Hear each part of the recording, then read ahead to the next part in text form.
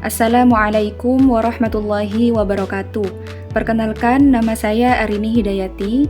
Saya akan menjelaskan modul 1, kegiatan belajar 1, tentang hakikat, fungsi, dan tujuan pendidikan kewarganegaraan di SD. Hakikat pendidikan kewarganegaraan adalah proses pembelajaran yang bertujuan membentuk warga negara yang beriman, berakhlak mulia, sadar hukum, demokratis, dan memiliki rasa tanggung jawab terhadap bangsa dan negara. Pendidikan ini tidak hanya berfokus pada transfer pengetahuan semata, tetapi juga pada pembentukan karakter moral dan etika yang kuat dalam kehidupan bermasyarakat, berbangsa, dan bernegara. Melalui pendidikan kewarganegaraan, peserta didik diajak untuk memahami nilai-nilai dasar Pancasila, Undang-Undang Dasar Negara Republik Indonesia tahun 1945, serta menghargai keberagaman budaya dan identitas nasional. Proses ini membentuk individu yang tidak hanya tahu hak dan kewajibannya, tetapi juga mampu berkontribusi aktif dalam kehidupan sosial dan kenegaraan dengan menjunjung tinggi nilai keadilan, persatuan, dan kesatuan. Pendidikan kewarganegaraan berfungsi membentuk karakter dan sikap warga negara yang beriman, beretika, serta bertanggung jawab. Selain itu, pendidikan ini berperan penting dalam menginternalisasi nilai-nilai moral, keadilan, kebebasan, dan solidaritas di tengah dinamika kehidupan berbangsa dan bernegara. Adapun tujuannya adalah menumbuhkan kesadaran berbangsa dan bernegara, memahami hak dan kewajiban sebagai warga negara, serta membangun komitmen terhadap nilai-nilai demokrasi, hukum, dan keadilan. Dengan tercapainya tujuan tersebut, diharapkan lahir generasi yang kritis, cerdas, dan berintegritas tinggi, serta mampu menjaga keharmonisan sosial, serta aktif berpartisipasi dalam pembangunan nasional. Pendidikan ini menjadi pondasi penting dalam memperkokoh jati diri bangsa, menciptakan kehidupan berbangsa yang damai, adil, dan sejahtera, serta mendorong terciptanya tatanan masyarakat yang demokratis dan beradab. Assalamualaikum warahmatullahi wabarakatuh. Perkenalkan, nama saya Arif Maulidina Ilhami. Selanjutnya saya akan menjelaskan ruang lingkup PKN di SD.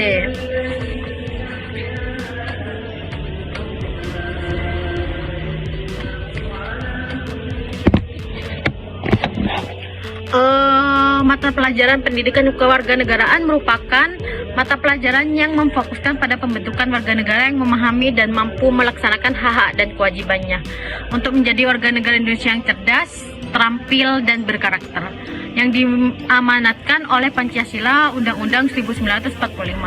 Secara umum, PKN di SD bertujuan untuk mengembangkan kemampuan berpikir secara kritis, rasional, dan kreatif dalam menanggapi isu kewarganegaraan. Kedua, juga berpartisipasi secara aktif dan bertanggung jawab dan bertindak secara cerdas dalam kegiatan bermasyarakat, berbangsa, dan bernegara, serta anti korupsi. Untuk yang ketiga itu, berkembang secara positif dan demokratis untuk membentuk diri berdasarkan karakter-karakter masyarakat Indonesia agar dapat hidup bersama dengan bangsa-bangsa lainnya. Untuk yang keempat, berinteraksi dengan bangsa-bangsa lain dalam peraturan dunia secara langsung atau tidak langsung dengan memanfaatkan teknologi informasi dan komunikasi. Kedalaman muatan kurikulum pada setiap mata pelajaran pada setiap satuan pendidikan dituangkan dalam kompetensi yang harus dikuasai peserta didik.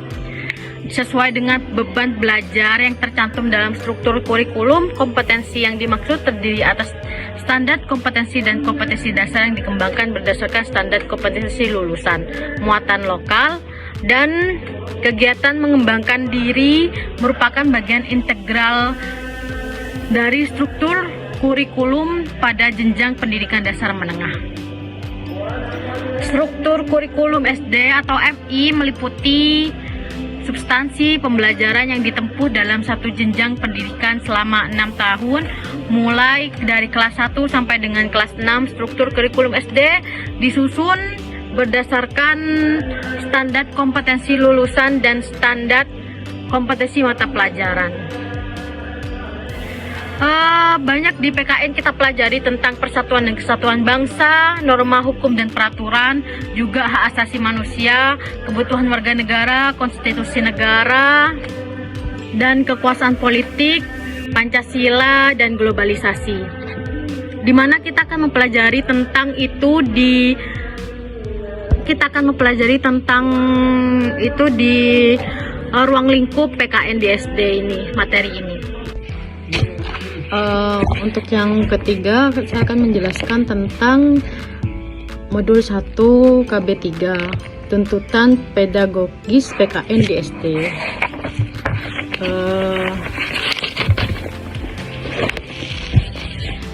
Setiap substansi PKN memiliki tuntutan pedagogis berupa pengalaman, belajar atau learning experience yang diperlukan untuk mencapai tujuan pendidikan kewarganegaraan.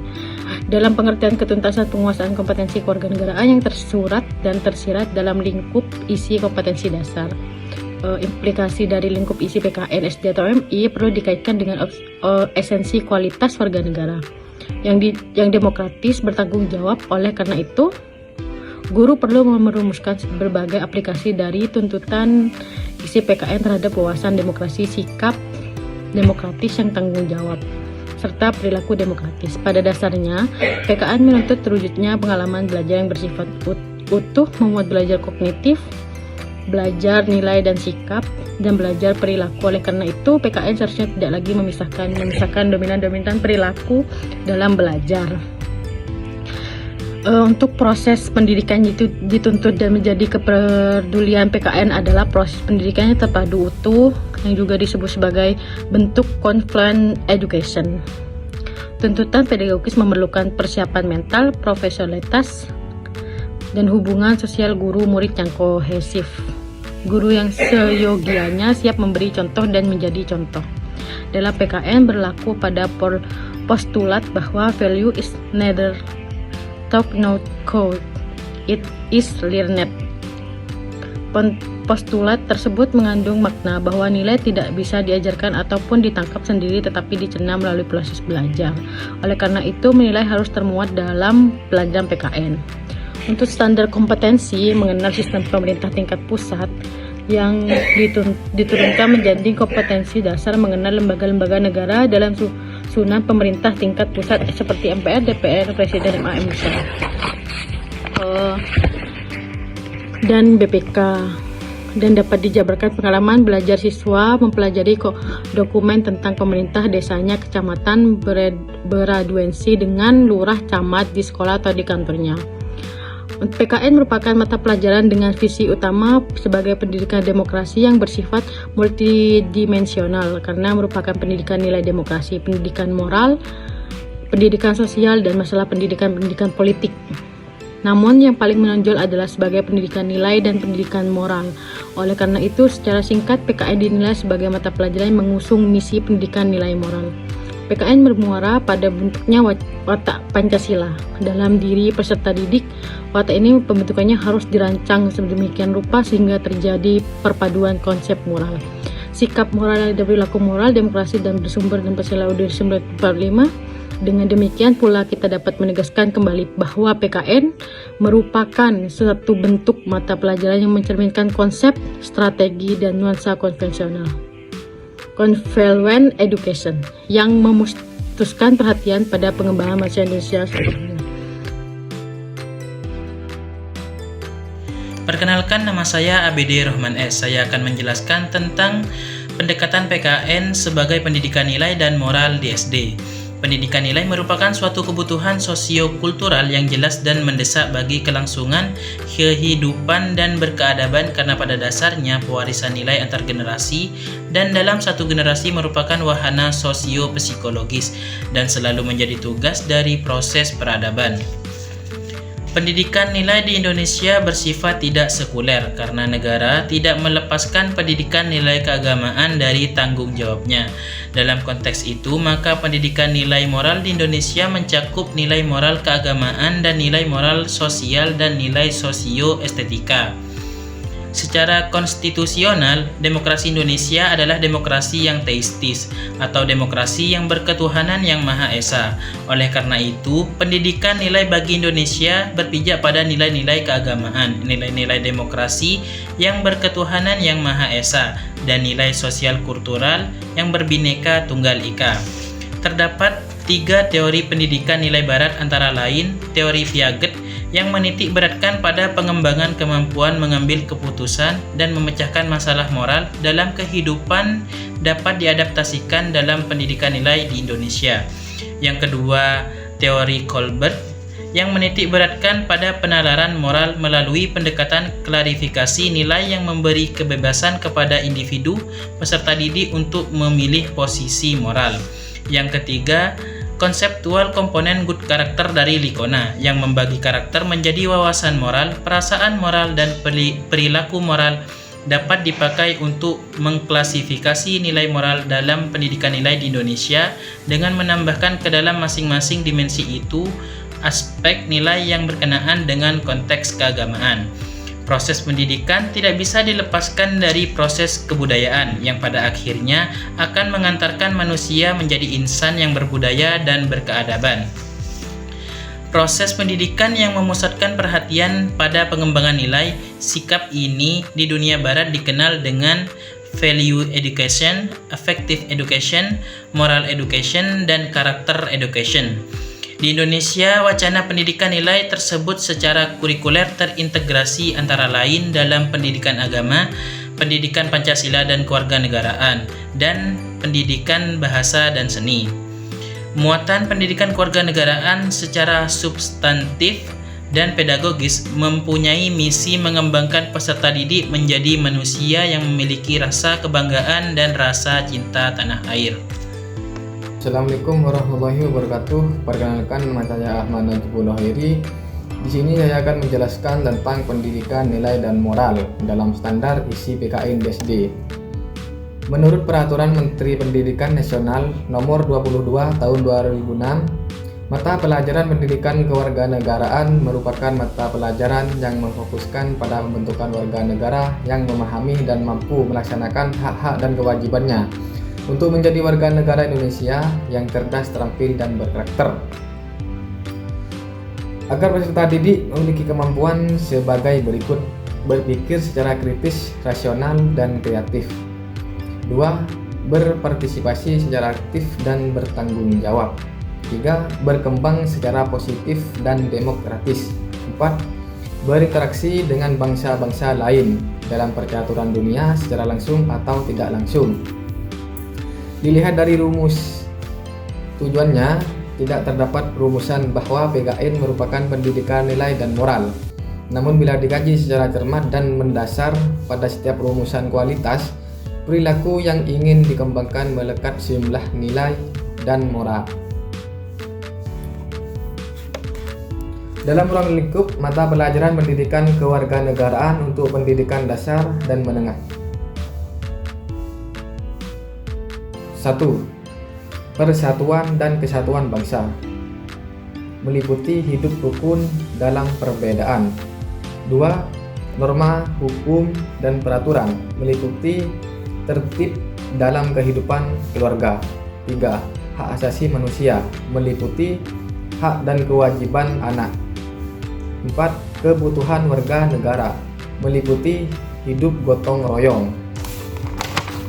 Dan 5. Konstitusi negara, meliputi proklamasi kemerdekaan dan konstitusi yang pertama. Konstitusi yang pernah digunakan di Indonesia. 6. Kekuasaan dan politik, meliputi pemerintahan desa dan kecamatan. 7. Pancasila, meliputi kedudukan Pancasila sebagai dasar negara dan ideologi negara. 8. Globalisasi, meliputi globalisasi di lingkungannya. Politik luar negeri Indonesia di era globalisasi, dampak globalisasi, hubungan internasional dan organisasi internasional, dan mengevaluasi globalisasi, hubungan interaktif, pengembangan nilai dan moral, dalam BKN SD. Konsep Values Education, Moral Education, Education for Virtues sebagai program dan proses pendidikan yang tujuannya selain mengembangkan pikiran, juga mengembangkan nilai dan sikap.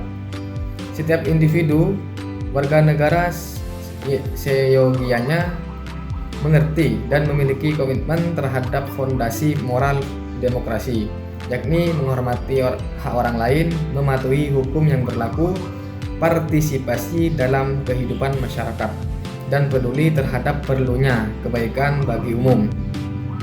Pendidikan nilai berdasarkan teori Piaget adalah pendidikan nilai moral atau nilai etis yang dikembangkan berdasarkan pendekatan psikologi perkembangan moral kognitif yang menitik beratkan pada pengembangan perilaku moral yang dilandasi oleh penalaran moral yang dicapai dalam konteks kehidupan masyarakat. Kohlberg mengajukan postulat atau anggapan dasar bahwa anak membangun cara berpikir melalui pengalaman, termasuk pengertian konsep moral seperti keadilan, hak, persamaan, dan kesejahteraan manusia. 5. Kohlberg menolak pendidikan nilai atau karakter tradisional yang berpijak pada pemikiran bahwa ada seperangkat kebajikan atau keadaban. Kohlberg mengajukan pendekatan pendidikan nilai dengan menggunakan pendekatan klarifikasi nilai. Pendekatan ini bertolak dari asumsi bahwa tidak ada jawaban benar satu-satunya terhadap suatu dilema moral, tetapi di situ ada nilai yang dipegang sebagai dasar berpikir dan berbuat. Kedua, teori perkembangan moral ini memiliki visi dan misi yang sama dan sampai dengan saat ini menjadi landasan dan kerangka berpikir pendidikan nilai di dunia barat yang dengan jelas menitikberatkan pada peranan pikiran manusia dalam mengendalikan perilaku moralnya dan mengabaikan pertimbangan bahwa di dunia ini ada nilai religius yang melandasi kehidupan individu dan masyarakat yang tidak bisa sepenuhnya didekati secara rasional. Mungkin ini yang saya bisa jelaskan, kurang lebihnya mohon maaf.